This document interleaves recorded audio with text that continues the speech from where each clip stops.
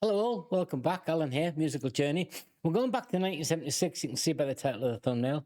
It's ELO, Electric Light Orchestra, with Livin Thing. Now, I'm a bit miserable today, guys, because I bust my knee about 11 weeks ago, and I put on a bit of chunk, and I don't like it, so I'm feeling all sorry for myself. So I thought, have some music, have a chat with you guys, and we'll have a better day. That's what I like. Let's get into this, and we'll talk a bit about the song, all those things, guys. And as always, if you like it, give me a like it. And if you want to subscribe, you will. I can't make you do it, but here we go.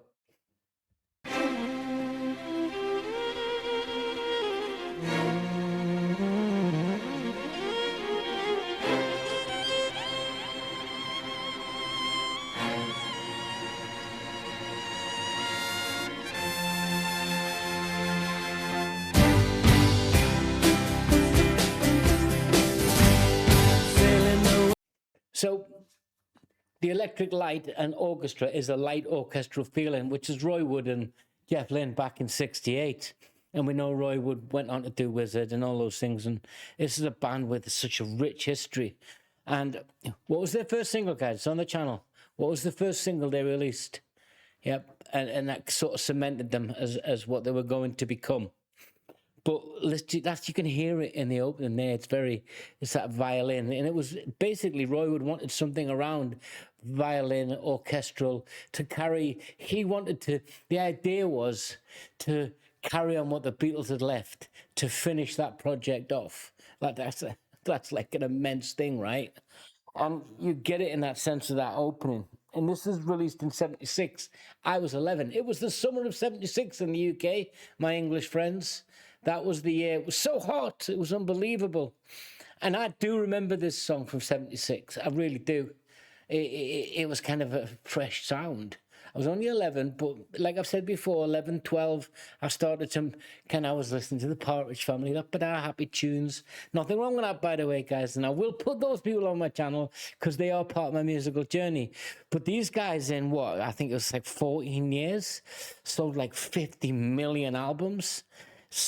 Grammy nominations, wins, and then Jeff Lynne got bored with them in '86 and decided to move on, and then they reformed and Richard Tandy. But there's nothing a bit bitter about a breakup or a cessation in this band's activity. But yeah, apart from when Roy Wood left for his own reasons. But you can just hear it. Let's pull it back, and we'll do the opening again. I'll let it play for a good while, guys, because it's a lovely sound.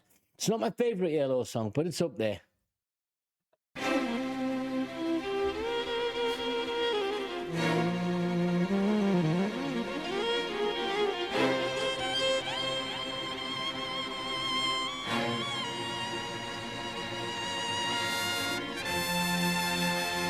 hear the bits out your feathers in.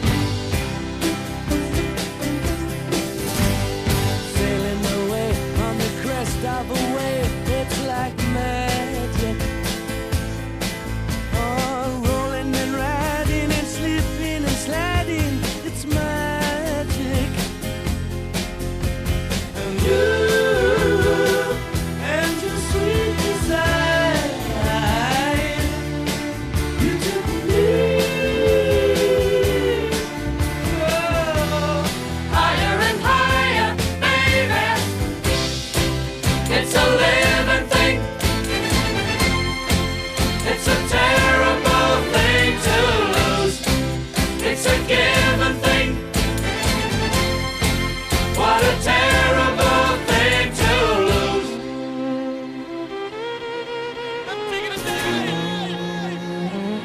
So advanced for their time. So advanced.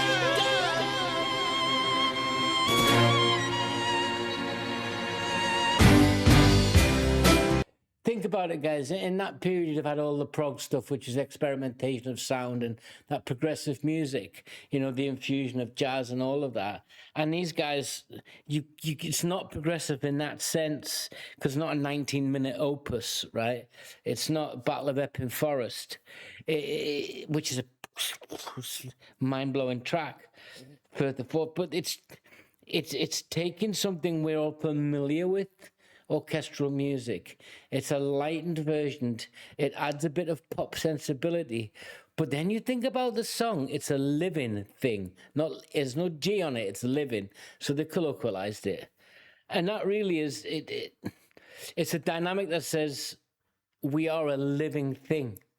We have a locus of control in essence. You'll hear the song refers to it. And when I look back, I'm thinking, were these songs the foundation of my growing desire to have music in my life in a more profound way as the years go by? Yes, 11, you could argue.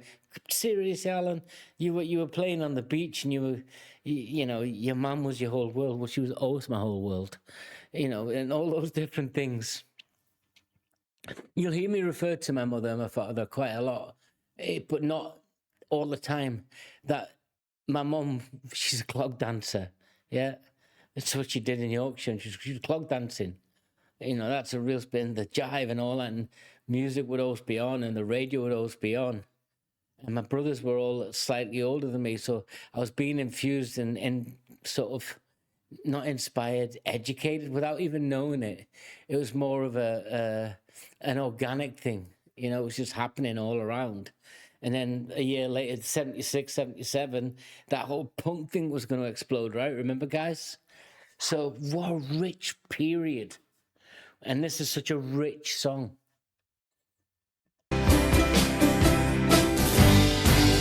believe this is what you can see from your worst days. I'm taking a dive. I'm moving in line, then you look back in time to the first day. I'm taking. And you and your sweet desire. Don't you do it, don't you do it. Oh, Higher and higher, baby. It's a living thing. It's a terrible thing to lose. It's a given thing. Yes, it really is. It's a meditation on the unpredictability of sort of love, desire, and human connection.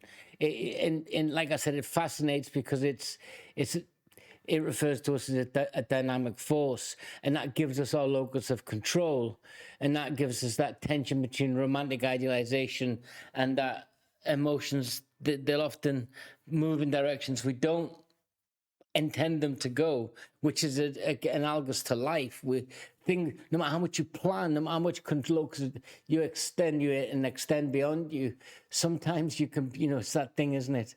You know, you come out of the house, everything's great, you walk across the road and bang, you get hit by a bus. All you were doing was going to work. Yeah, and you can't control that, but you could control going out the house. And this is kind of that same way with love and life. And that's why I like this song, but it's still not my favorite, guys. Maybe when you get in the comments and you start picking other ELO songs, and I'll stick the playlist in here, this is only my fifth reaction to them. You can say, well, and maybe one of you guys will recommend a song and I'll go, that's my favorite. And what was their first hit in 1970? Which is kind of one of my favorites, but it's not the favorite. What a terrible thing to lose. I'm taking a dive on the stage.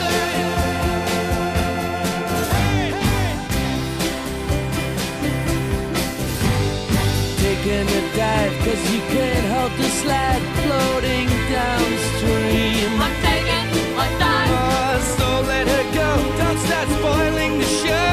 It's a bad dream. I'm taking. And you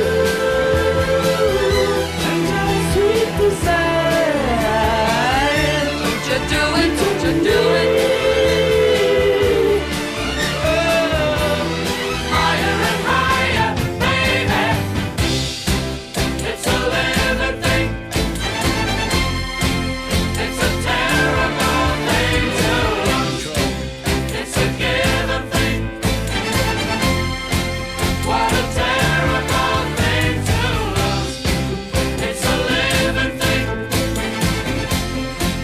It's a terrible thing to lose. It's a given thing.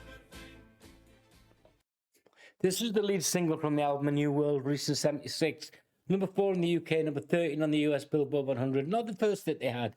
In that period alone, in those years, they had multiple hits worldwide.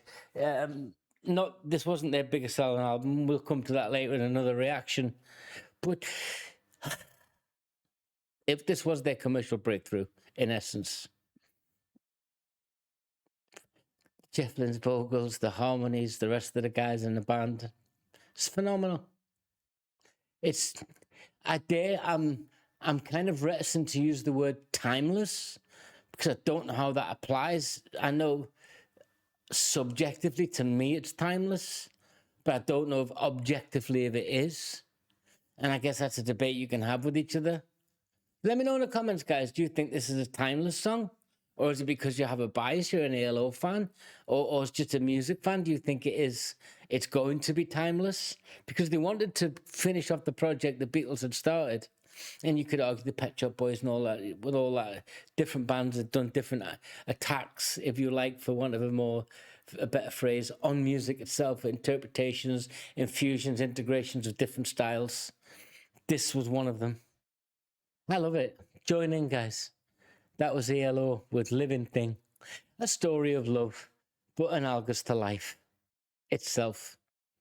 The individuation, the sort of Jungian locus of control, and all of those things that are built into this song. You can take from that what you will, but it's a great song, great music, and I was happily shaking my little booty along to it.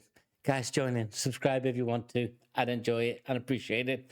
Till next time, take care. Oh, and I think I've got the lighting and the camera angle sorted now after only 5 years. Let me know what you think. Till next time, guys, take care.